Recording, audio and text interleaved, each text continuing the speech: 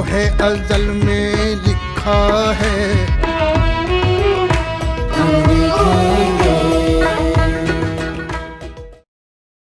Who are we?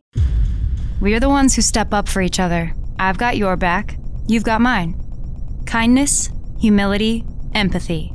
It's not just talk, it's who we are. It's who we always have been. And no one can take that from us. The movement to bring it back, it started here. And here. And here. In school gymnasiums, community centers, the living room down the block. You'll be where? Okay, we'll be there. Who are we?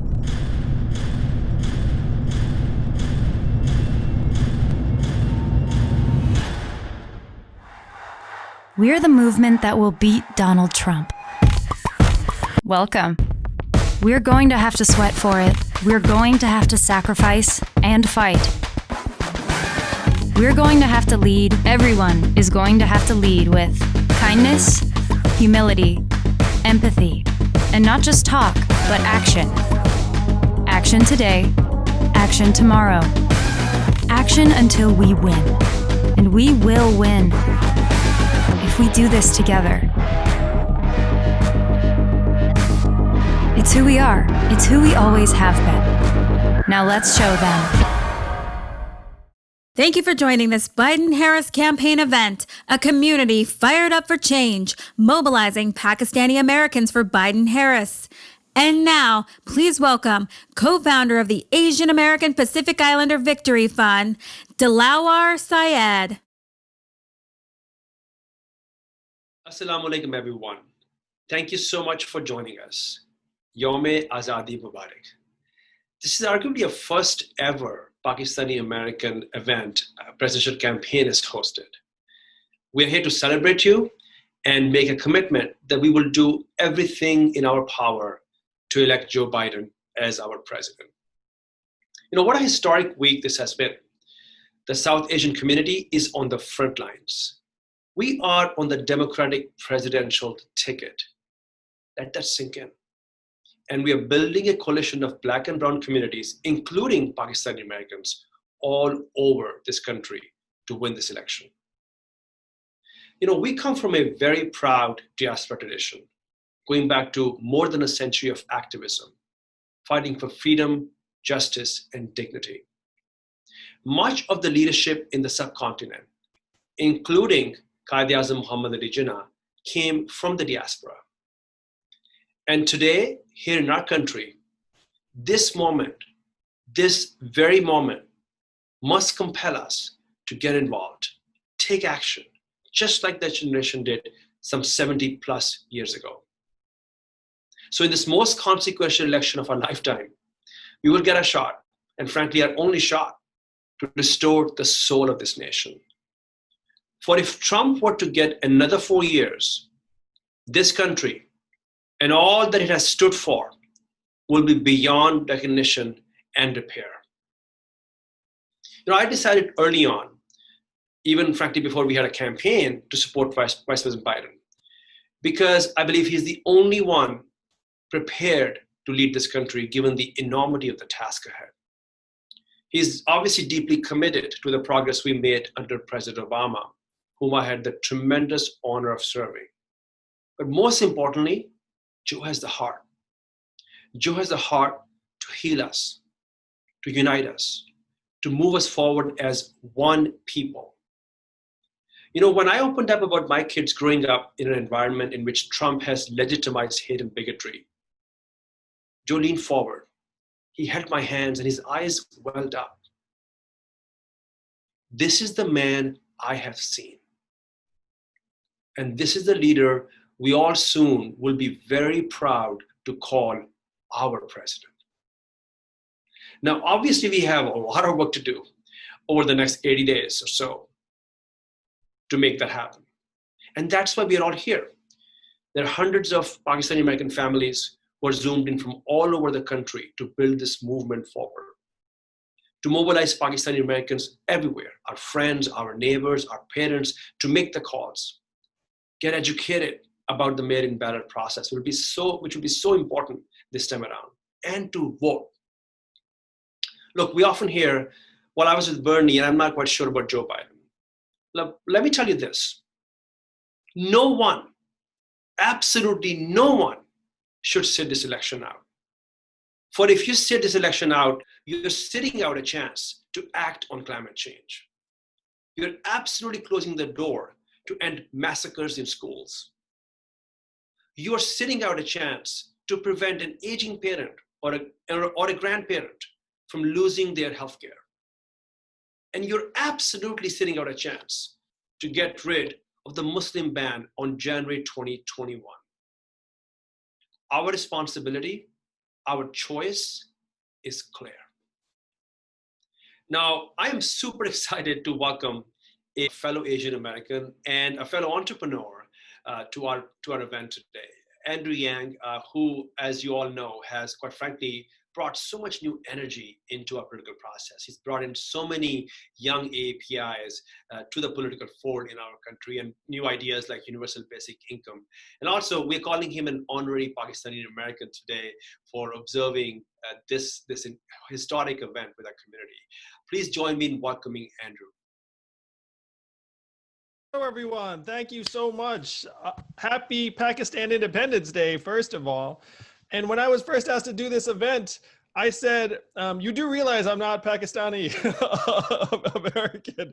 And then someone said, no, you'll become an honorary Pakistani American by virtue of this event. I said, it is that easy? I could become an honorary Pakistani American simply by expressing how we need to get behind Joe and Kamala. Sign me up.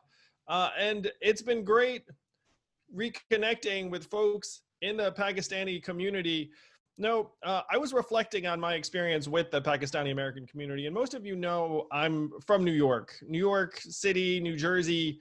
It's one of the hubs of the Pakistani American community. And one of my friends in law school was a guy named Ravi, and he was probably the biggest influence on my understanding the Pakistani American experience in better context. We talked about his family. He was getting married significantly younger than I was. I was sort of a 20-something-year-old wandering the streets of New York for a while, but Ravi had his life figured out more and was getting married. Talked about how important family was, but he also talked about how difficult it was carving out a place in this country as a Pakistani American Muslim.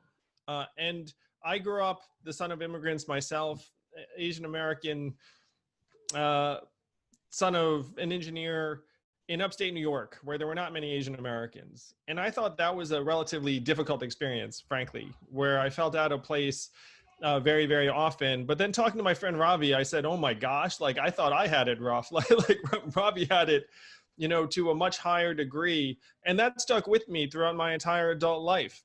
And fast forward to today, this is an historic event. It's great to feel like we're all a part of history together, because we have a chance to advance what American actually means to millions of people around the country. That the word American is at stake, in my opinion. And when I say American, I mean me, I mean you, I mean my children, I mean my parents. And Donald Trump, unfortunately, has taken the very concept of Americanness and used it to divide us. And then on the other side of the coin, you have Kamala Harris, the first African-American and Asian-American vice presidential nominee. One of the joys of running for president was that I got to know Kamala and Joe and the other candidates on a personal level. So if you want that experience, I recommend running for president. But so I became friends with Kamala and Joe in the fields of Iowa. In New Hampshire, I would speak before or after one of them at a lot of the events. I was Kamala's debate neighbor. And Joe and Kamala are the best of us. They are true patriots, public servants who want to fight for an America that includes us. And Asian Americans, I'll speak for East Asian Americans, racism against our community has surged as a result of the coronavirus crisis, where people are looking for someone to blame. And of course, Trump has fanned the flames by labeling it the China virus and Kung flu in a futile attempt to distract from his administration's incompetence. But on the flip side, Asian Americans are more fearful than they have ever been, certainly in my experience. It's heartbreaking. It's a very, very difficult time. I have friends who don't want to leave their house. I have friends who do not want to leave their neighborhood because they feel like there is a surge in hostility just walking the street with a mask on. And I have a strong feeling that Pakistani Americans can relate to some of those sentiments because you have felt versions of that in the wake of 9/11 over the last number of years and people questioning your Americanness. It's something that I think as an Asian American, we've internalized in ways big and small. And I'm going to speak for myself too. Politics was not something that was emphasized in my house. When you immigrate to this country, I believe most of us get raised in an environment where they say, do well at school, get a good job, try and provide for yourself and your family, because you're just trying to establish a foothold in this country. And as a result, Asian Americans have not really been front and center in our national politics. And there's been something of a cycle that has developed, where if you talk to the national political parties and you say, hey, what about Asian Americans? Some of them will say, well, Asian Americans don't vote as much, we don't donate as much, and we don't run for office as much. All of these things are numerically true. And so there's this nasty cycle that has developed where Asian Americans are an afterthought to the national political parties and Asian Americans do not feel included. That's one reason why this event is so important, because we can change all of that right now in 2020, where if Asian Americans get fired up and back Joe and Kamala on the way to the White House, we can actually integrate Asian Americans into our national political sphere in a way that has never happened. And I want to give a shout out to someone who is breaking the mold in terms of running for office, and that's Qasim Rashid, who's a Pakistani American who's running for Congress in Virginia. If you don't know who he is, please do check him out and support him. He's exactly the kind of person we need to get behind, because the folks in our community that decide to run for office, frankly, it's probably not our parents' dream. Like, certainly my parents were not very excited when I told them I was running for president. They got excited later after the Yang Gang became a thing. But we have to back people like Qasim, because when someone in our community sticks their neck out and they break the mold, we have to show everyone that, yes, Qasim is just as American as everyone else. He is just as qualified and patriotic to be a member of Congress all the way up to the White House. Kamala is going to demonstrate that as our vice president. We're going to demonstrate that by getting engaged, by backing Joe, Kamala, Qasim, and people all over the country who reflect the fact that this country is defined by us, by the people that come to this country to create a better life, yes, but also people who decide to get engaged, to contribute to our public life, vote, donate, run for office. Those are the things I want people to associate with our community. And I'm incredibly proud that my run helped galvanize members of the Asian American community to think that bigger things were possible for us. To me, we don't have a choice. If we do not fight for this campaign and help broaden what many, many people unfortunately think of as what American means, this is not going to be the same country in a number of years. I'm a parent, I've got 2 young boys. They're going to grow up in this country, and I was determined that they grow up in a country that has no limits for Asian Americans. And this race is going to take us a huge step forward in that regard. So I'm thrilled to be here. I'm not sure as an honorary Pakistani American what happens to me now, whether I get some, like I get some article of clothing or decoration or something else. But I am super fired up to be here. I was honored to be asked. And I'm going to be honored to celebrate with you all after Joe, Kamala, Qasim, and others win in November, and we beat back this conception that Donald Trump reflects who we are as a country. He does not. And I've talked to now thousands of Americans who voted for Donald Trump who also feel he does not reflect what this country stands for. So thank you all so much. Let's get behind our candidates. Let's get fired up. Let's help Joe and Kamala win. And let's be primed to do the work in January of 2021, because there is a lot of work to do together. Thank you all so much. Thank you so much for joining us, Mr. Yang. We'll work on getting your honorary Pakistani pin soon. Everyone, hi, thank you so much for joining. I'm Zaina Javaid. I'll be emceeing this event. This is the first ever Pakistani American rally on a presidential campaign. And we're so excited, and we hope it will not only energize you to vote for Joe Biden and Kamala Harris, but also to go back to your community and organize others to vote as well. I want to give you a quick rundown of what to expect. We hope that you'll stick with us through the end. First, we will have a panel featuring some amazing frontline healthcare workers to talk about their experience with the fight against COVID, which will then be followed by a discussion on our shared fight for equality and justice. Then we will be joined by star organizers from Engage and South Asians for Biden to discuss grassroots organizing in 2020 and what we can do to get to work.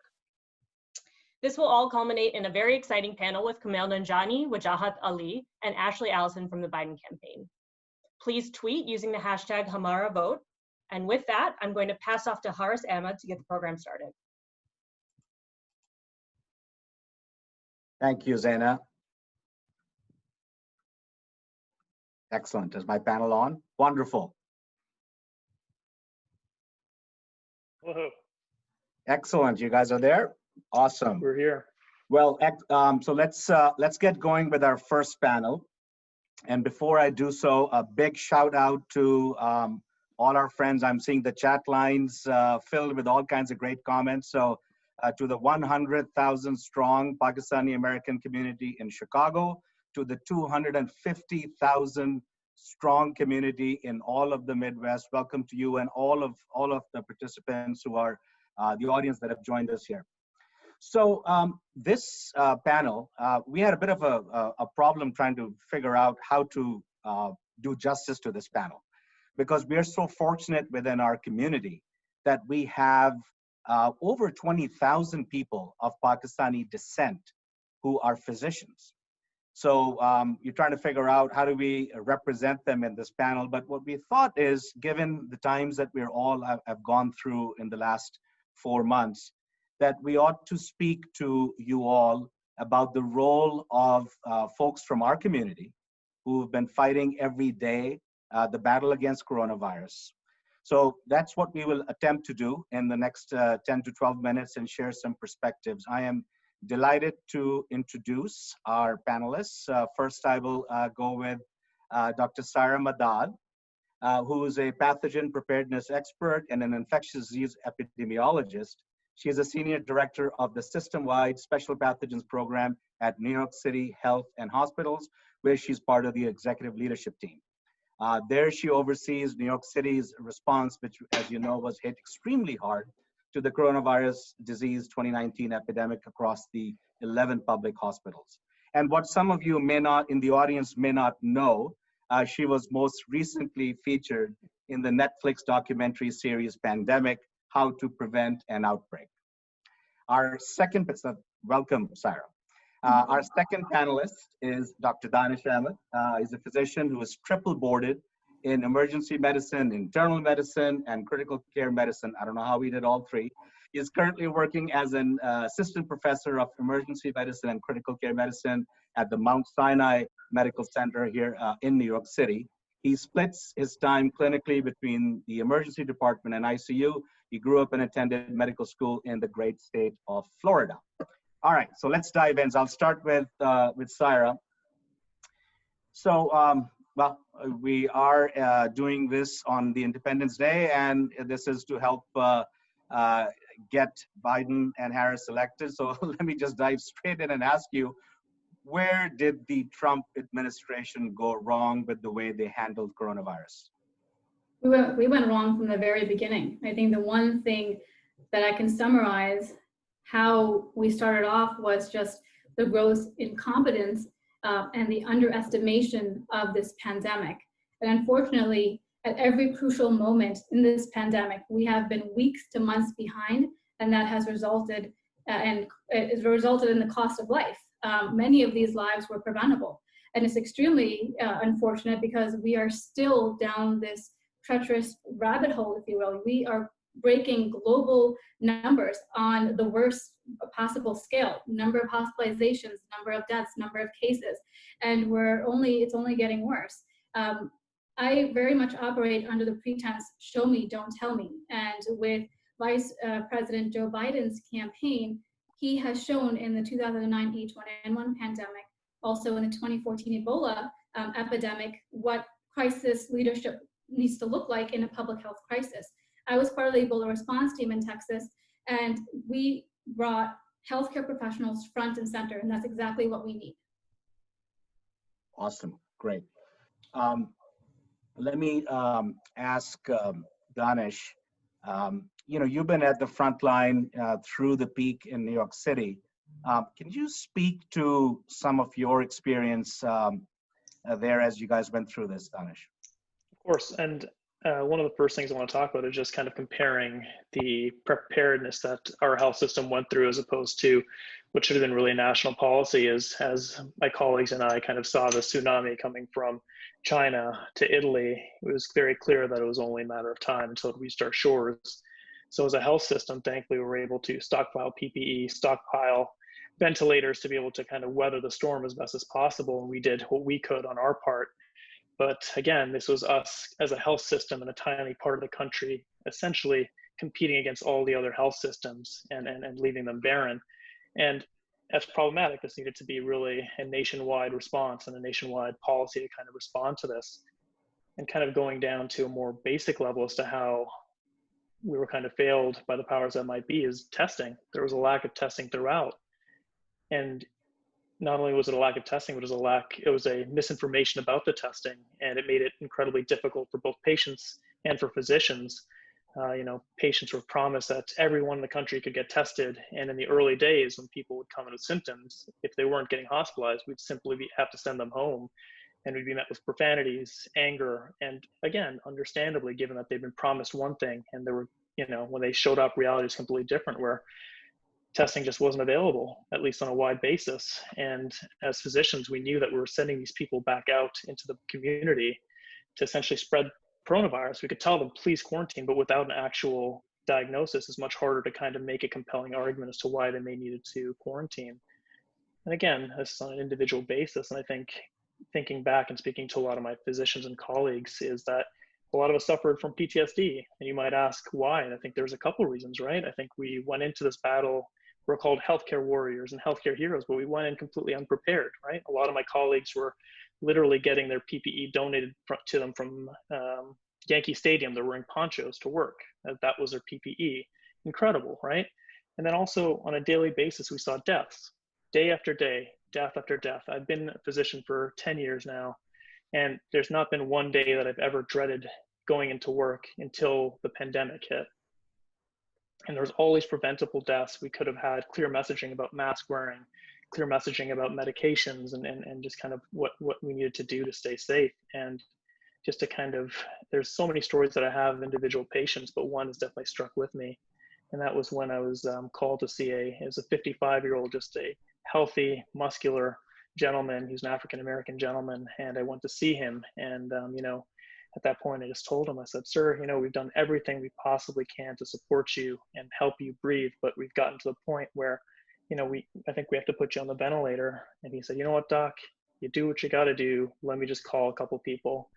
And as we're setting up the room around him to place him on the ventilator, he picked up his phone and FaceTimed someone. And on the other side, this black screen turned into his wife. And he's like, and I'm going to do my best to paraphrase, but again, I just remember this so vividly, as he just said, hey, boo, things aren't going well. They're going to put me on the ventilator. And I just needed to tell you before I, if anything, if I don't make it out of here, that I've just loved every moment of my life with you. And he hung up his phone. He made one more phone call out to one of his friends, I suppose. He said, you just have to take care of my wife if I do pass. And I remember just kind of, as an outsider watching this and setting up around him to place him on the ventilator. And and it was just heartbreaking. And this gentleman who possibly could have been avoided this fate by someone wearing a mask or being able to protect himself, died a month later in our ICU on a ventilator. And I think I'm not the only physician who kind of had to deal with this virus who's had a story like this. And I think there are hundreds of us, and we each have hundreds of stories of kind of what we dealt with, and it's scarring, and it's painful. And every time I think of that man, I think of how we're failed by some of the higher ups and how some of these deaths were truly needless. And I think I'm looking forward to Biden presidency, where the simple message of please wear a mask, please don't, this is not a political statement. This is just going to be for the health. This is for your fellow Americans. There's nothing else about this, right? It's just simple science, and I look forward to the time when we can have science as our leading light in the White House. Danish, thank you for that powerful and a very personal story, and I think that just encompasses what the tremendous pain that has been inflicted. I'll go to Syra and ask you, Danish was beginning to speak about what could things look like. I understand that you serve on a policy committee for the Biden team. So can you speak to, based on what you're seeing, your expert viewpoint, how would things be different in a Biden administration as we deal with the ongoing issues of the virus? Well, I think this administration first knows to bring scientists and healthcare professionals, public health to the center stage, bringing in national treasures like CDC that has been sidelined and siloed, if you will, and elevating those types of voices and agencies, and making sure that public health is center stage, because you cannot have economic growth, you cannot have recovery without public health. Public health, as we know, is the means to economic growth. It's the means to living a better life. And so I think, it's very clear with the Biden campaign that they know they need to tackle COVID-19 head on, like they've done in previous epidemics and pandemics, as I've laid out. And they have a very clear strategy of how to get there, what this nation needs to do in order to combat COVID-19. And, this is not something that, cannot be done. We have prime examples in front of us from other nations that have shown how to contain and suppress COVID-19. And we just need, and we have the tools, and we also have the resources. We just need to enact on these resources. We need to make sure we're actually ramping them up. And so all of this requires leadership. And I think the one thing that I'll just quickly mention is anytime we're in a public health crisis, not only is it testing your public health infrastructure, it's also testing your leadership and how good this leadership is able to, combat and address public health crisis. And unfortunately, in this pandemic, we are seeing a lack of leadership. No national strategy, no leadership. In fact, we're seeing politicization at the very minimal level of just putting a face mask on. Something as simple as face mask has been politicized so much where people are refusing to do it. They don't understand. Anytime we're dealing with an infectious disease outbreak, we're always tackling two contagions: the disease itself, and then we're also battling the contagion of misinformation. And in this pandemic, that misinformation has taken center stage. And the Biden campaign knows to address and speak with one voice, and being able to provide the communication that the public needs to enable to enact and do the measures that we all know to save as many lives and to bring this pandemic under control. Thank you. Wonderful. We are not doing justice to this topic in the very limited time that we have, but I wanted, on behalf of the entire Pakistan American community, I wanted to thank people like yourself, Syra and Danish, who are at the front lines, all 20,000 of our physicians who are fighting this fight every day.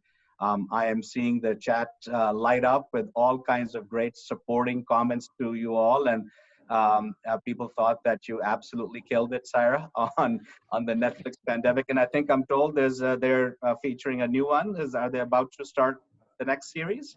It's in discussion. Okay, all right. I shouldn't have said that, maybe. Well, I want to thank both you and Danish for sparing some time and joining us here and giving a perspective to our audience on what things could look like under a Biden administration.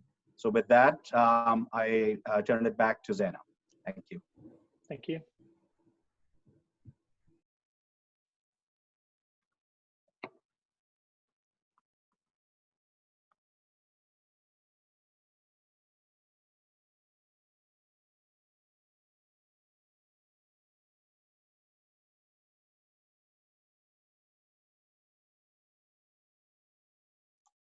Oh, sorry, I was muted. That happens to me all the time. So I wanted to say thank you for those powerful stories, and thank you to all on this call who are on the front lines of this fight against COVID.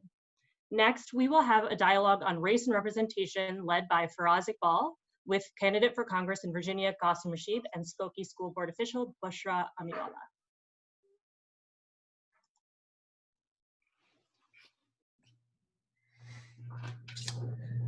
Good evening, everyone.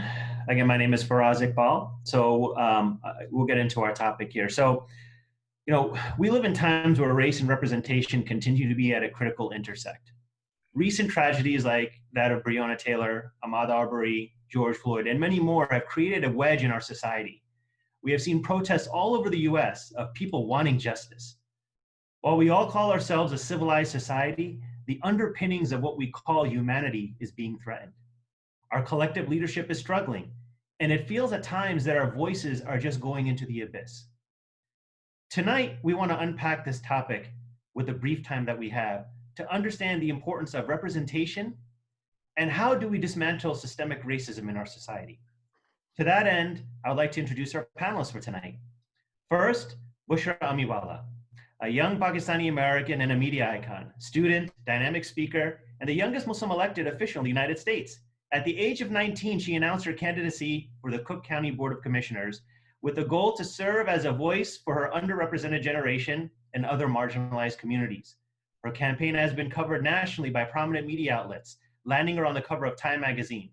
Bushra recently went down in Chicago History Museum as the youngest Muslim elected official in the United States. She holds her elected seat on the Skokie Board of Education as its youngest member. Next, we also have Qasim Rashid. He's a human rights lawyer who has dedicated his life to support women who are survivors of domestic and sexual violence, serve children from vulnerable communities, advocate for criminal justice reform, and fight for the rights of persecuted Christian and Jews. Qasim is the Democratic nominee for Virginia's 1st District, and if elected, will be the first Pakistani American to serve in the US Congress. Bushra, Qasim, welcome and thanks for joining us this evening. Good to be here. Yeah, thanks so much for having us. So let's do it. Bushra, we're going to start with you. After you were elected, you mentioned ignorance is bliss. I didn't know what I was getting into, and had I known, I probably would never have done it. Can you expound on that? Given the context of representation and what we're seeing today, give us your thoughts on that quote and how things may have changed. Yes, absolutely. So this quote was made in the context of me reflecting on my first run for public office, the Cook County Board of Commissioners. I didn't realize the amount of grit and tough skin is needed to run for political office, which may sound obvious to some, but it struck me by surprise the amount of unsolicited advice and feedback I was given as a younger candidate. And to take that a step further, as women, we tend to be reduced to our clothing and our physical appearances. And as a Pakistani Muslim woman who wears a hijab, being reduced to my identity meant the inability to see beyond my religion and cultural background. There were so many instances where people on the campaign trail would share that all of the Indians in my district were illegal and couldn't vote for me. And, it's comments like this that really struck me because 1, it erases my identity as a Pakistani American.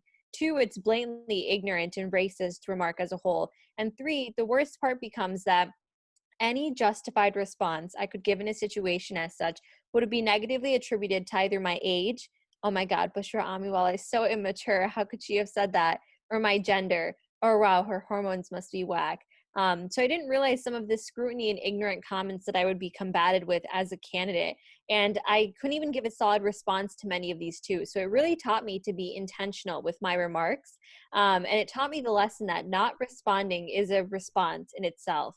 And in the context of representation, it's instances like this that affirm people into believing that they're allowed to make comments as such when they're not. And a lack of representation also sort of led me to realize the tokenization of my identity. There was a debate between my 2 male opponents and I, and it talked about the 2 policy ideas that my respective male opponents presented. And it said, and Bushra Amiwala wore a stylish light pink hijab to the forum.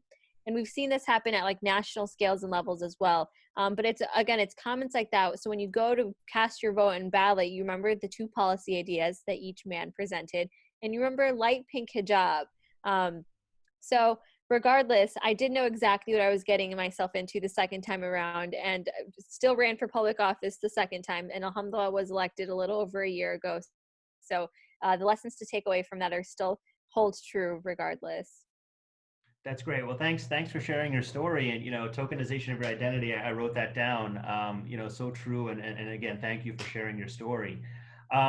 Qasim, you had recently written an essay called "I Believe in Love for All and Hatred for None." Tell us about that, and in the context of representation.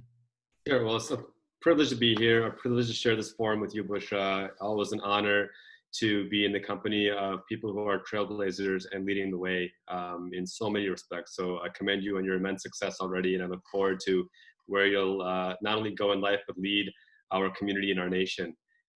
This essay that I wrote, "I Believe in Love for All, Hatred for None," was in the kind of landscape of combating religious persecution, combating discrimination, and having the courage and the conviction to move forward beyond that. One of the things that Andrew Yang talked about that I thought was really, on point was, as immigrants, I'm an immigrant, as immigrants or immigrant families, we often think about survival, right? People, when they come to the United States, when they choose to come here, sometimes it's for, financial opportunity or education. Other times, as is the case with my family, it's in big part due to escaping religious persecution. And one of the main things that immigrant families focus on is, how do we ensure that we have laid down our roots strong enough so that our children and the next generation can have that comfort, so they don't need to split an ocean to go to another country for peace and for security. And so as we're trying to accomplish these things, you realize how important it is to find leaders, to have leaders who are representative of your specific experience and your needs. And that doesn't mean that they discard other experiences, but when you're speaking to folks who understand where you're coming from, it makes all the difference in the world. One of my colleagues, Dr. Swad, says that she doesn't like the phrase of being a voice for the voiceless, because you just need to learn to pass the mic. And that's what representation accomplishes. When I ran for office last year, I didn't win, but one of the things that came out of it was my son, who was at Hashim, who was 6 at the time, was walking home from a school bus, and he saw a sign, a political sign, and he stopped and he read every single letter, and then turned to me and said, "Apu, that says Rashid, that's your name." And he was ecstatic beyond belief, because for once he saw himself represented in a public sphere. Now, that's something that we never had growing up. And it's such a small thing, but it goes to show how even the smallest of things can have the biggest of impact. And it starts with this idea that love is not just a word, it's an action. If you love your country, you want to serve your country. If you love humanity, then you have to serve humanity with every fiber of your being. That's what drove me to become a human rights lawyer and fight for marginalized communities by elevating their voices, giving them platforms, and making sure that we're holding supreme justice as our standard above all else. Aside from religious differences and any differentiating factor we may have, and there are many, if we can uphold this commitment that love is an action, and we're going to exemplify that action by upholding justice, then I think that we can truly create that more perfect union that the founders of this Constitution wanted us to create. And that's how I think we move forward in the 21st century. And I'll just close by saying that's why I'm proud to support Joe Biden and Kamala Harris, because I think they get that. And the fact that we're having this forum being represented in a meaningful way is a reflection of that. Thank you, Qasim. I mean, I could relate to that. I mean, growing up, in Jersey in the 80s, right? I mean, the representation was very different back then. I mean, so when we saw signs, it weren't those names, right, that we would identify with. So appreciate you kind of sharing that and that valuable information as well, and also the idea of servant leadership, right? That that's very key in all of us, that when we are doing work and when representation is being done, that we do keep in mind servant leadership, because at the end of the day, it is for the community. Yeah. So with the brief moment that we have left, let's talk about racism within our community. We see that there is a divide between the Black community and the South Asian community or brown community. What do we need to do to address this? I know we've talked about, racism that we feel as a community, but what about internally with our community itself? How do we address that? For either one of you, whoever wants to go first. Yeah, so I can kick things off with this one. So when I first ran for political office, I found that we as a community hold many internalized values that goes far beyond just racism, right? It also is, in some instances, it's sexism, it's ageism, it's all of the isms that we all have that we sometimes have to unlearn. And I found that it can be difficult to sort of find it and ways to combat that within our community from the older generation. I think it's a bit more challenging to see it from there. But what I found to be the most easiest way to go about that was to meet people where they're at. It's to find sort of that common ground and abilities to sort of go about that in that regard. So I think that it's a huge hurdle, and I think it's something that definitely will not happen overnight. And I don't think it's something that we can do alone either. So I think as community members, we really should start in our own spheres of influences, in our own social circles, and starting just at the dinner table with our family members and sort of using that spillover effect to go on. But it's starting those conversations in places where there's already that trust built up. So I think that it's not going to happen overnight, but I think we're really lucky that we're living in such a historical and pivotal moment in our time right now where people are paying attention, and people such as even just my parents, they're seeing these rallies and protests and marches happening, and they would say maybe it's unsafe to go to something like that, but it's saying, no, Ammi, Abu, it's very important that we show up for our brothers and sisters who also are being, who are on the line right now. And it's those difficult conversations, but I think that those conversations are the best place to start at a very small scale. But I think the spillover effect is the best way to go about it. Great, thank you. Thank you for sharing that. And, really important about kind of looking in the mirror and recognizing it ourselves. Qasim, what about your points of view? A great man once said that nations cannot be reformed without the reformation of their youth. And I think that when I look at our young people, I see immense hope for our nation. The internalized racism that we experience in the South Asian community against African Americans, I think, is a reflection of an ignorance to our own history. And that sounds like a very uncomfortable word to say, but I'm saying it on purpose.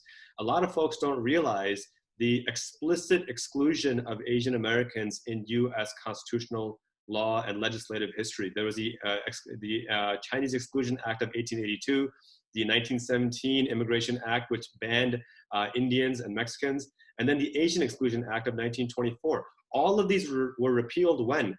In 1965's Immigration Nationality Act, which was created because you had Black civil rights leaders fighting for civil rights, not just for themselves, not for their voting, not just for their voting rights, not just to end Jim Crow, but they brought their Asian sisters and brothers along with them and said that their struggle is our struggle. They didn't have to do that, but they did that anyway. They took the bullets and the beatings and the batons for the Asian community. And I think now, if Asian Americans aren't willing to stand up right next to our Black sisters and brothers, then we're doing a disservice to our own ancestors and to our own future generations. So I would encourage everyone who is of South Asian descent or Asian descent in general, take a moment to really understand that history and infuse that into your children, because the next generation is being tasked, that generation that's existing right now is being tasked to heal these divides with meaningful action. Again, love is an action.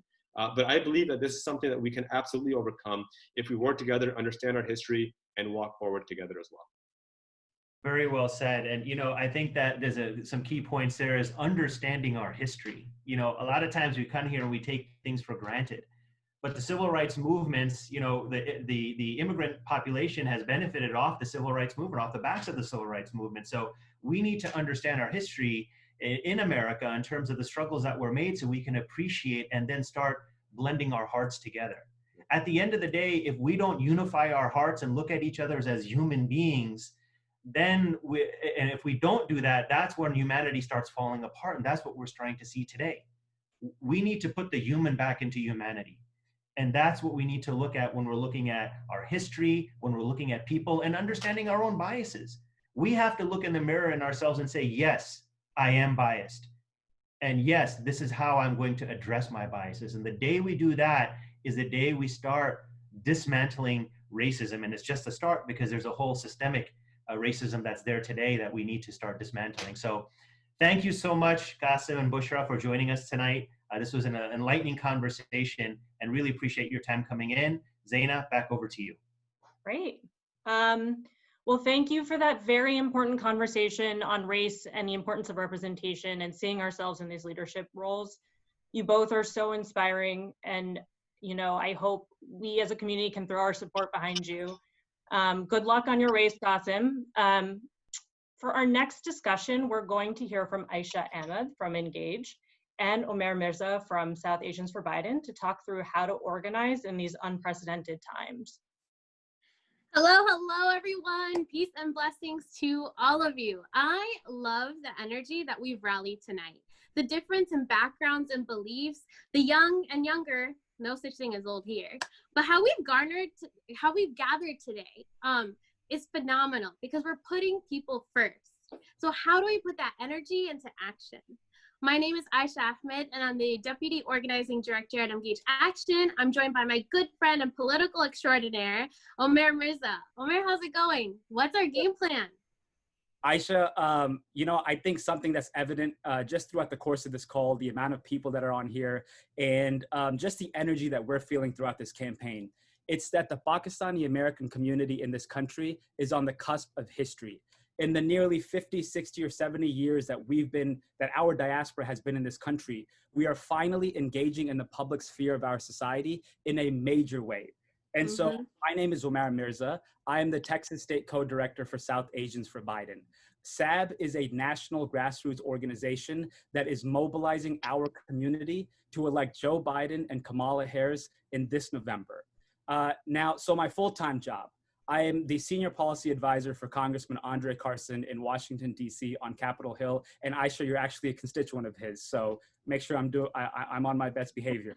But if it weren't for him, Andre Carson is a Muslim member of Congress. If it were not for him giving me, a young Muslim Pakistani, an opportunity, I would not be here today. And that's because, like many of us on this call, I am the proud son of Pakistanis who immigrated to this country in the late 1970s. And from my personal experience working in both the legislative branch and the executive branch, and especially with this Trump administration, Pakistani Americans are being left out of the policymaking process. And so that means that our life experiences, our unique struggles are not being taken into account. And so when we talk about reasons for voting for Joe Biden, there are plenty of them. But what's most crucial for our community is that he has committed himself to appointing and hiring in his White House and the administration diverse people. And we can look no further than his selection for vice president, Kamala Harris, the child of immigrants, no different than you, me, or anybody else on this call. When she becomes the second most powerful person in the United States, now we can all look at her and say, I too can get to that point in life. And so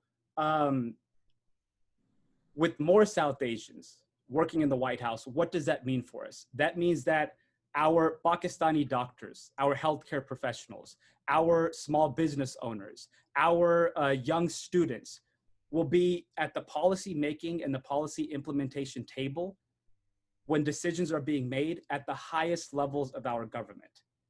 And so the question becomes, Aysha, how do we get to that point? The stakes have been laid out for us as to what's at stake for this community.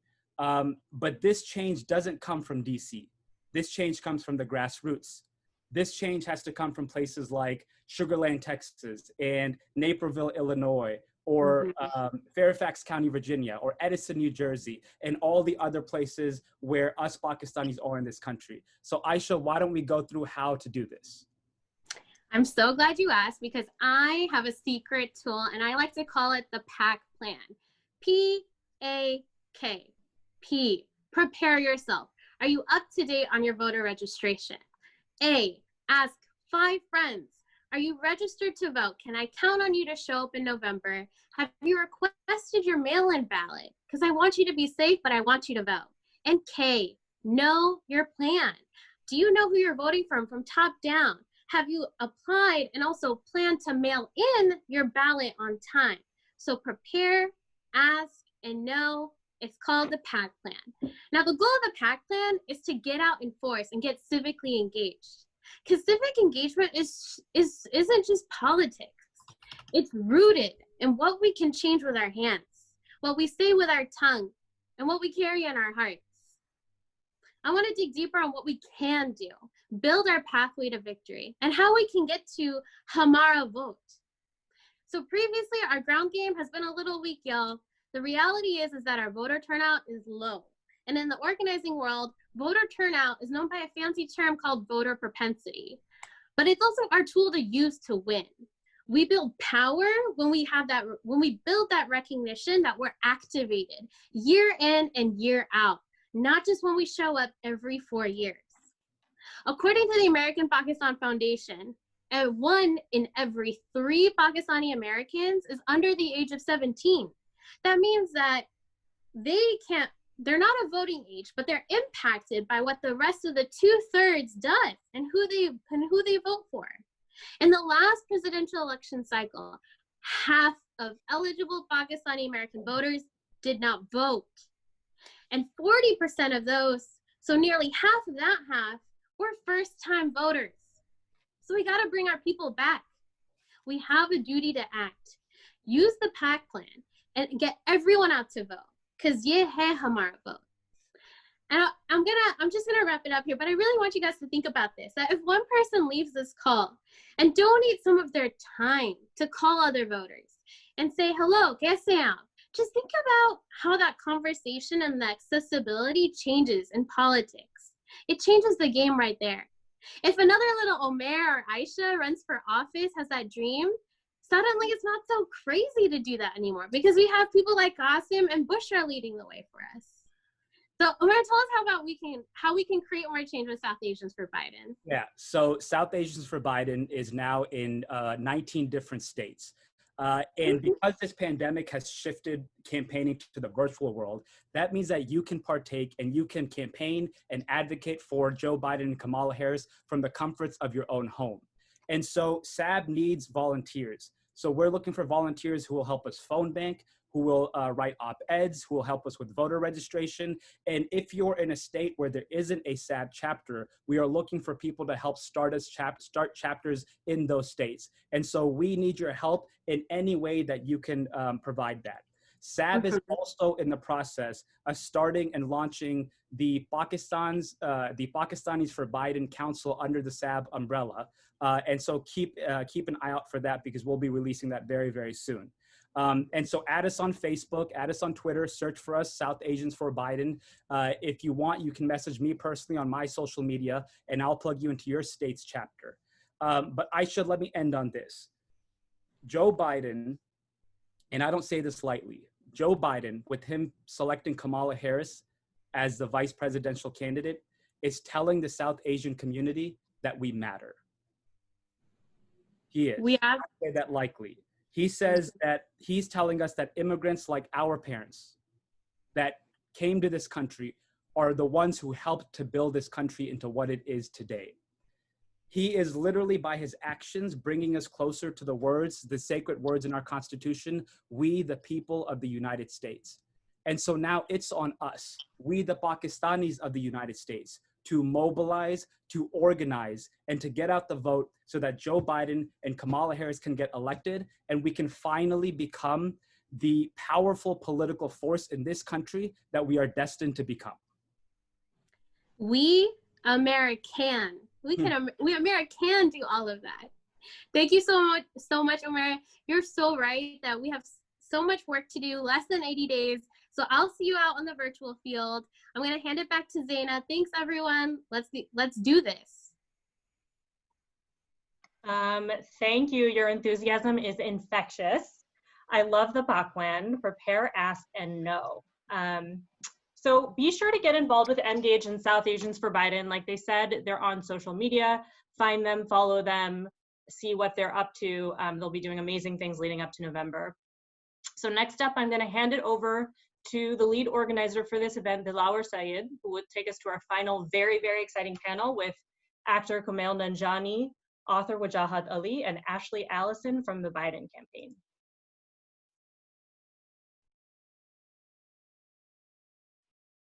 Thank you so much, Zaina, and thanks for emceeing our event today. Before I move forward, there are a couple of things I do want to do. Congresswoman Sheila Jackson, she's actually watching our event tonight. We obviously couldn't have her in the program, and she chairs Pakistan caucus in the US Congress, and want to thank her for her incredible support and advocacy of our community going back to years. And obviously she does great work in Houston as well for the broader community. So I want to thank her. And secondly, look, let me say this. One of the best things about the campaigns are that it gives you an opportunity to build a new organizing muscle. This event was put together by a team of organizers who are out at the campaign, and we all came together in the last 3 to 4 weeks. People like Zaina and Aysha and others and Omair, and I want to give them a shout out. I hope as you're watching, you're inspired to get involved, and you know that this is our moment, and this community absolutely has the talents, has the energy, and has all the reasons to come out and make sure that we do our best to, have Joe elected on November 3rd.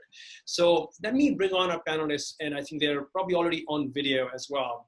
And I'm going to introduce them very briefly, and then we'll dive right into questions. You can certainly also send your questions via chat box, and once we've had a few dialogue with our panelists, we will try to ask some of the questions that you've brought in. So we are joined by Ashley Allison. She's National Director of Coalitions with Biden for President. Ashley has an incredible resume working with the Obama administration, and now has broadened her incredible experience to the campaign, with coalitions being such an important part of the Biden strategy. We're joined by Kumail Nanjiani, who really doesn't need much introduction, quite frankly, but I will introduce him again. He's incredible. He's obviously born and raised in Karachi and has done incredibly well. And we're proud of him and all that he has achieved, and he will achieve in the coming years as an actor. And then Wajahat Ali, who's been obviously speaking a conscious, if you will, for us for a long time on media, and he's a terrific spokesperson, if you will, and we'll get to hear from him as well. So again, great panel, and thank you, all of you, for being here. So Ashley, let me start with you first. Again, welcome, and thank you for joining. How do you think about the path to victory? There's 81 days from now on, and very specifically, what role do you see Pakistani Americans play in that path to victory over the next couple of months? Well, first, I just want to say thank you for having me. I'm really excited to be a part of this conversation. So our pathway to victory is going to take everyone, and particularly Pakistani Americans. We know that we are doing something that has never been done before. One, we have an African American and an Indian American on the ticket. So that's history in and of itself. So go Kamala, and go Joe Biden for picking Kamala. But we also know where we're organizing a presidential election in the middle of a pandemic. We are going to need to rely on our relational organizing. So when you have a family unit where you have a mom or a dad or a sister or a brother, they're going to have conversations within the family, and then in their extended family and with their friends and families. We're going to need to make sure that we're doing phone banking and volunteering. We have staff in over 17 states. They include North Carolina, Georgia, Florida, Texas, Sheila Jackson-Lee's home state, my home state of Ohio, Minnesota, Wisconsin, Colorado, and many, many more. But we also have opportunities for folks who don't live in some of our battleground states to do organizing through a distributed model. So if you have a friend if you live in New York, but you have friends that live in Michigan and you want to organize with them, that's possible on this campaign. We need to also make sure, though, that people are registered to vote. There's a lot of confusion and disinformation out there that folks are being targeted with. We need to know the facts. So the facts is the election is on November 3rd. In many states, you can vote early. We need everyone to register to vote. All the laws in states are very different, but if you go to joebiden.com and sign up, we'll make sure you have the factual information for your state so that you can register to vote. You know when early voting starts, you know when vote by mail is available, and you know that there are also safe and in-person options. So we're really excited. We think that all the work that you all are doing to organize your community is excellent, and we need everyone to lean in the next 81 days. Awesome, thank you. And as you mentioned, we are super proud to have a South Asian American, Kamala Harris, on the ticket. And this is an opportunity, frankly, for the Black and Brown community to come together, given just the focus on Kamala being on the ticket. How do you think about opportunities there when it comes to our communities banding together in key states and all over the country in ways that we may not have done before, especially when you look at the backdrop of what happened after George Floyd's brutal murder, and there is a serious energy, across the entire society to sort of do better on that count. So we'd love to hear about specific tactics that we can do to become even better partners with our African American community. That's such an amazing question. Look, our department is called Coalition for a reason. It's because, one, everyone has a seat at the table in this campaign. If you believe in civil rights and human rights and a place for and justice, it also is an opportunity to work together in partnership. We all have our own lived experiences, and we need to learn to respect those. But we can learn from one another. We can bond together. We have this thing called Believers for Biden. And believers are of all different types of faith. It's not just Christianity. It's not just Judaism. It's not just Islam. It's not just pick the religion. It's all believers. And so we launched that. We have South Asian Americans for Biden. We have Pakistanis for Biden. We have African Americans for Biden. We have rural folks for Biden. And on our team, I know Farouk, who helped plan this event, as well as Ahmed, who had planned this event. They all collaborate and work together. There are young Pakistanis, there are older American Pakistanis, there are young Black folks, and there are older American Black folks. And they all are facing some of the same challenges. We have more in common than we have different. But the thing about it is, the man in the White House wants us to believe that we have more differences than we are similar. And if we see each other for who we truly are and our true human dignity, we can partner together in our struggles, in our hopes, in our challenges, and in our high times, and we can work and we can win on November 3rd. And most importantly, we can stay in coalition when Joe Biden and Kamala Harris are in the White House, and we can work to pass policies that will improve all of our lives. Right. Awesome. Thank you, Ashley. I'm going to bring in Kumail with a question, with a couple of questions, and then we'll go to Wajahat yourself, and then we'll continue the dialogue. So Kumail, again, it's great to have you. By the way, I have to do this. My son mentioned to me, Kumail must be fitter than any of the Pakistan cricketers. So, that I'm sure you may have heard before. No, I'll take that as a huge compliment. It is a compliment. It is a compliment. So look, when we look at your journey, right, to what you are, where you are now, you got to start in college campuses, and you've had an incredibly inspirational way, the way you build your career, and being in the mainstream. We can't help think that if we give Donald Trump another 4 years, what life would be like for another Kumail who is getting their start right now? I think if we get another 4 years of this, it's going to be much harder it would have been much harder for me to start right now. I was actually talking to my wife about this the other day. Now when I get on stage, the audience is there to see me. But when you first start, the audience is just sort of a random audience. And now I would know that perhaps 40% of that crowd would see me as the enemy and would feel absolutely emboldened to yell racist stuff at me. Now, I started stand-up after 9/11, and in the first 5 years, I had 7 or 8 racist heckles at me, right? I think now it would be much higher. Listen, racism has always been a problem here. I'm not saying that's new. What is new is suddenly racism is considered okay in the public sphere. It's blatant racism is now considered political discourse. It's become okay to say certain things publicly. Harmful ideas have become normalized. So back then when I started, if someone yelled something racist at me, I know the whole crowd would have turned against that person, would be on my side. Today, I don't know if that would happen. I feel if someone said something racist to me while I was on stage, I think there might be other people who might chime in. I mean, in just these 4 years, and I'm talking about, I started literally 2 months after 9/11. There may not be negative repercussions now for someone who says something racist to me. And I know how hard it was to get on stage.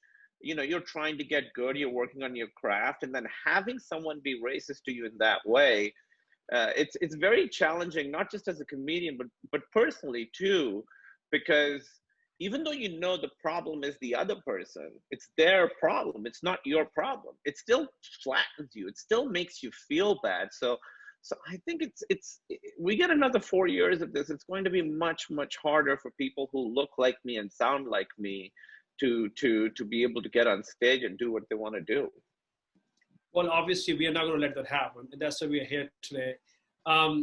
So, when we talked, you mentioned that, you've been sort of politically active, but in recent months and, if you will, a year or so, you've been somewhat, if you will, quiet. But you're back. And today you're back on this forum, to support Joe Biden. Would love to know how you arrived at that decision and why are you supporting Joe Biden, especially for those who may still be thinking about support for the vice president? I mean, at its most basic, I feel like Biden is someone who seems to have actual empathy and who will actually fight to preserve those who may disagree with him. Right now, we have a president who couldn't praise John Lewis because he didn't come to his inauguration. I mean, imagine, this is the reality we're in. Biden picked someone as his running mate, Kamala Harris, who was actively, she disagreed publicly with a lot of his policies. So I think it speaks very highly to the character of Biden that he chose someone that disagrees with him on many issues as his running mate. Listen, with the last 4 years, there has been extreme divisiveness from the government, obviously. And that's led to a real lowering of the discourse, but it's not just the divisive rhetoric that's been damaging. It's the ineptitude. Biden is someone with experience. He's done this before. He knows how the system works. He's gotten stuff done. Right now, we have an administration who doesn't know the system, doesn't trust experts. We've seen that with the handling of the coronavirus, And I think with the coronavirus, sort of just the mishandling of this public health issue, what it's shown is sort of the limit of those who try to rule with an authoritarian mindset. They thrive on creating an alternate narrative, which is just a fancy way of saying they create a world based on lies, right? Lies like immigrants bring in crime, that kind of stuff. You can sustain those lies in front of those who are likely to believe them. But what doesn't care about your lies or your alternate narrative is biology. A virus doesn't care how loudly you say your lies or how many people believe them or what you tweet or what household cleaners you want people to inject. It will attack your cells, and no amount of propaganda will change that.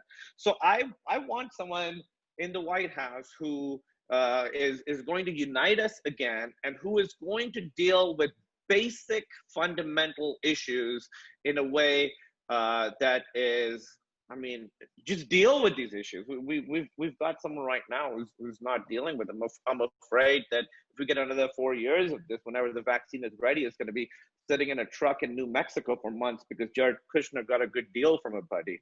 So yeah, vote Biden. Awesome. Well said and obviously clear. So, Wajahat, great to have you on the panel. You are a Pakistani American, born and raised in Northern California. And obviously, you've seen this community evolve. What's your take on, if you will, the state of Pakistani American political power in the year 2020, especially in the context of this election? And what do you think lies ahead? Yeah, first of all, assalamu alaikum. Thank you, everyone, for joining us. Thank you, Dilawar, for being a superstar and organizing and bringing us together. Happy Pakistan Independence Day. I wore green and I wore a collared shirt for the third time during the pandemic just for you, Dilawar. Whether or not I want to say I am wearing green socks. So and you're wearing chaddi, so good for you. See, whether or not I'm wearing chaddi, I'll let you guys decide. You already saw that Kumail's wearing a chaddi. And I had a hole in my sock. I'm sorry. It's okay. I didn't think that was going to happen. Once you have Kumail's six-pack abs, you can do anything you want. The reason why people say you should have hope, as I said, listen, when I was growing up, I never thought I'd see a Pakistani American immigrant with like a little bit of an accent who has six-pack abs, who's starring in a Marvel movie, The Eternals. We have Kumail Nanjiani. So the fact that literally there's a brown unicorn with six-pack abs gives me hope. But I'm here to represent all those Pakistani uncles with dad bod. So I don't want Kumail's stereotype to destroy our reality that, mashallah, we eat ghee and we have the dad bod. So Kumail, just listen, calm down. I love ghee, I love naan, I love chawal. I miss it every day. your sacrifice for those abs, the fact that you gave up sugar for a year, may you get Jannat for that, my friend. But you're asking this. Look, my mom said, Ami, typical Pakistani Ami, she knew I was doing this panel. She said, "Beta, wash your face, shave, and insan ke jaise dekho." Like, just look like an insan. For the translation, literally, my mom said, "Look like a human being." So I tried for my mother. I hope you guys appreciate this A for effort. My father came to this country after the 1965 Immigration Nationality Act. He was 18 years old. Dilawar, he came on the student visa with his older brother, Sultan Uncle. He came here in 1966, he said. And I was just talking to him a couple weeks ago. He said, "Beta, when I came, the streets here were pagal. There were riots, Nixon, it was LBJ, the troops sending them to Vietnam. At that time, we thought everything was pagal." And he said something to me. He said, at that time, though, the people, the Goras, which means white people, they went for Nixon. Just 2 weeks ago, he said, "Beta, I'm looking at the streets right now, and this time they're with us. This time they're with us." And I thought that was so powerful, because growing up as a son of immigrants, oftentimes, you know what they said in the 80s and 90s? "Oh, these Americans, they don't wear shoes. They wear shoes in their home. Oh, these Americans, they do things like that." And I always used to challenge them. About 5-6 years ago, I said, "Ammi, Abu, you're also American." And then, in their mindset, it was like, "Oh, I am American," but as an outsider, as a person of color, as a Pakistani, as a person with a funny accent, that you are not part of the master narrative. So you say, "I'm not American." But the fact that my father said that, they're with us now, us, I thought that was very powerful. And when my father came here, he tells me, he goes, "Beta, when we used to see another Desi, I don't care if he was Sikh or Hindu, we used to cross the street and exchange information. Like, brown person, let's become friends." And they were just trying to survive. Like Andrew Yang said, right? Like, you had 3 options: doctor, engineer, dubious businessman like Dilawar, who makes a lot of money and gets a lot of power, or for failure. And Kumail and I are representing the failures, the people who are the writers and the comedians, right? So anyone who's watching, when auntie and uncle beat you for becoming a writer, you can have 6-pack abs and be like Kumail. But that's what the struggle was. Then we get to 2000, 2001, 9/11. I was at UC Berkeley, student activist. And in 2000, Dilawar, you remember this, for the first time, the Pakistani and Arab immigrants in California and Florida said, "Beta, we're going to do a block vote. We're going to vote for Bush." I'm like, "La hawla wa la quwwata, please, for the love of God, don't vote for Bush." And they ignored African-American Muslim brothers and sisters, the Latino community, who said, "Please do not vote for Bush." But at that time, Bush actually met us. If you remember that, Bush actually went to the masjid. Bush actually reached out to Muslims. And so many Arab and Pakistani immigrants who were honestly ignored by the Democratic Party said, "Hey, he's voting for us, family values, it's great." Disaster of a vote. We learned from that. 2008, the situation was so toxic because of the birther racist conspiracy that they're now using against Kamala Harris, that the Democratic Party had to stay away from Muslims. Dilawar, you and me remember that fundraiser in the Bay Area where we were at, where I won't mention his name. I'll tell Kumail and Ashley on the DL, the person who said this. It was a fundraiser, big Democrat. And I said to him, I said, "How come you guys aren't doing more outreach to Muslims? I mean, we're getting hazed." He looked at me and he says, "The election's 2 months away. The election's 2 months away." In a sense that you guys have to sit there and take it, because for the greater good, you know that Muslim is seen as a slander against Obama. And we sat there and we took it. Then you get to 2016. And I was at the DNC covering it. And you know who stole the show? A Pakistani immigrant uncle with an accent who took out his constitution and did a thupper against Donald Trump's face. That was Khizr Khan and Ghazala Khan. And I'm telling you, the entire convention was electrified by a Pakistani Muslim immigrant. To this day, I've had conservatives say, "We won't knock Ghazala Khan and Khizr Khan." So now we get to 2020. And I've seen an evolution where a lot of Pakistanis, let's be honest, for the taxes, for family values, because we're not the blacks and the Mexicans, and we'll talk about racism, they went for Republicans, right? But now they're gone for Democrats. And they realize, listen, if you're on the fence now, I'm telling you this, there's no both sides here. It's not even close. There's no false equivalence. Biden and Harris believe in climate change. Biden and Harris are for gun control. Biden and Harris are for scientists. They don't put out scientists who are about demon semen and alien sex, right? They're not for putting kids in camps. They're not for the Muslim ban. There's no 2 sides here. And we have to stand up for Black Americans getting killed. We have to stand up for Latino brothers and sisters. We have to stand up for the LGBTQ. I don't care if you agree with it or not, because they stood up for us when the Muslim ban dropped, they came to the airports and said, you belong to this country. That was a spontaneous grassroots organization, a multicultural coalition of the willing. I call it the multicultural Avengers. That's what we need, not just to promote Kumail's movie Eternals. And so I'll say this thing, I'll end it on my father. My Ammi and Abu voted for Republicans in like '88. Slowly but surely they became Democrats. And now most people of color, most Pakistanis are now realizing the Democratic Party is their home, where they can flex, not just be a token, not just be Haji Baba, but can be the co-protagonist of the narrative. The Democratic Party realizes they need our votes, they need our pesa, and they're courting us. And so it's our time to step up and bum rush and really take our seat at the American table. And my Ammi and Abu, you know who they love? AOC. So that's evolution. Thank you for coming to my TED Talk. Awesome. That was beautiful. Wow. That was the chat is lit up with a suggestion that Kumail, you and Wajahat need to do a stand-up together. So I would, as soon as we get vaccines, that's right. Stage pe chad jayenge. Absolutely. Abs and ghee. That's what will be our duo. Abs and ghee.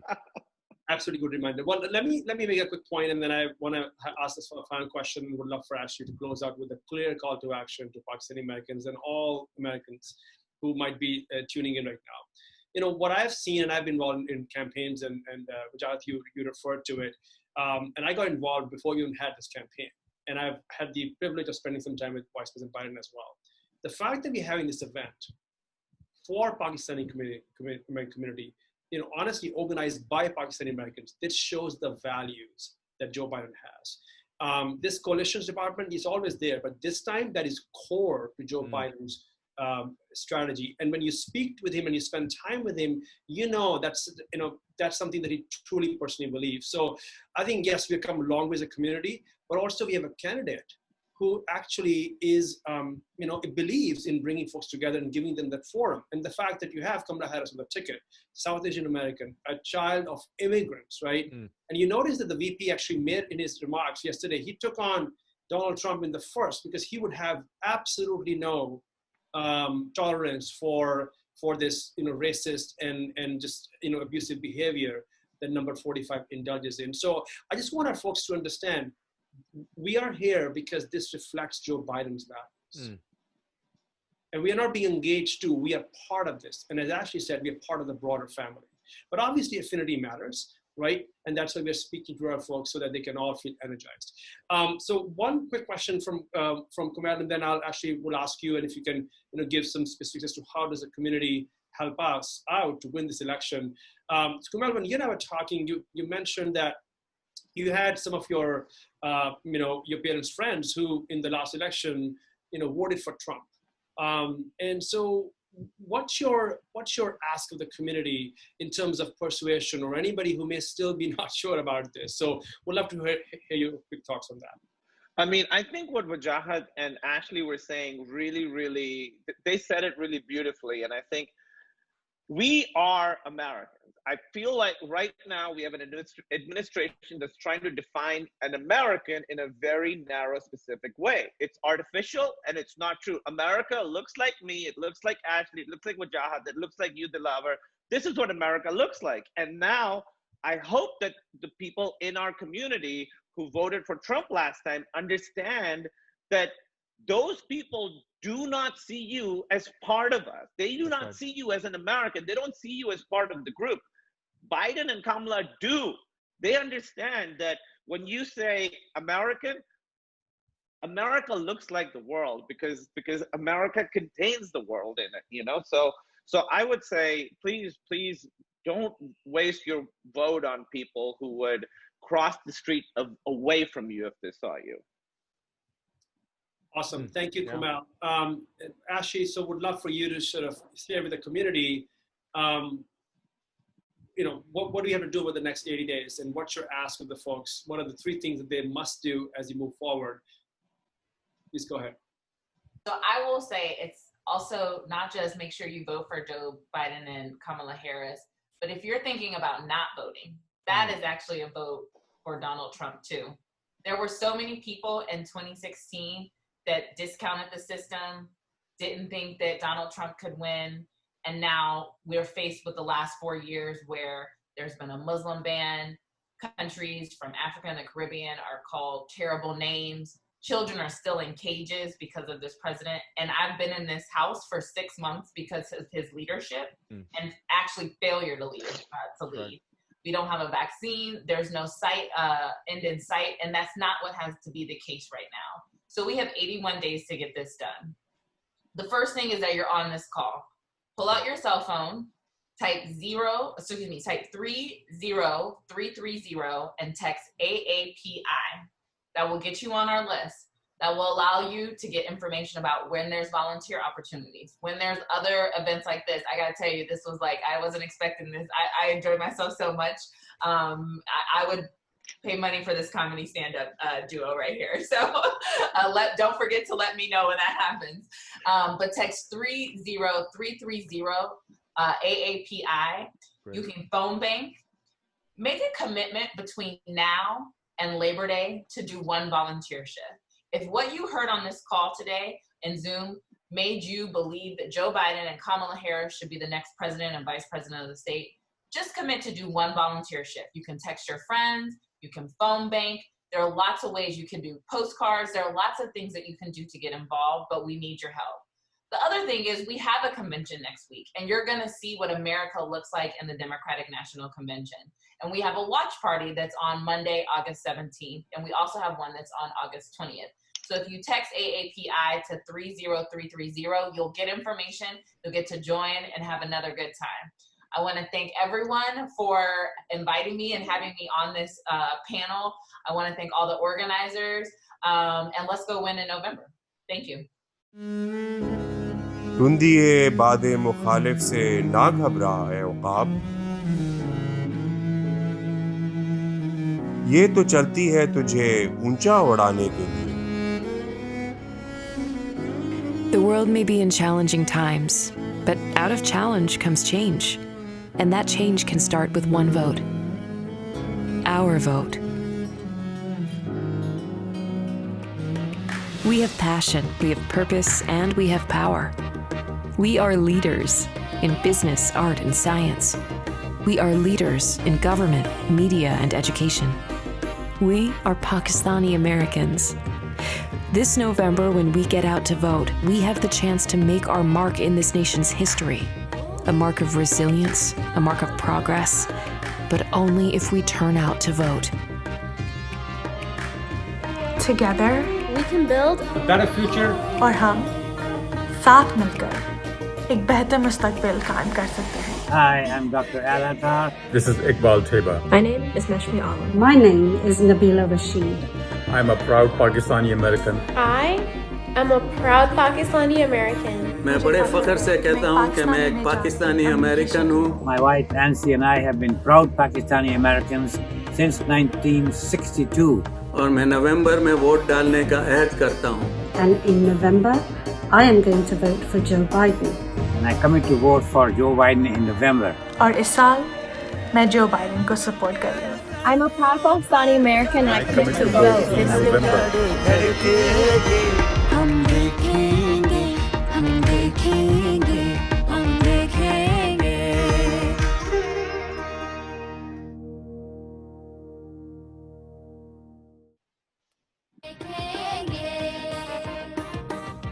हम देखेंगे.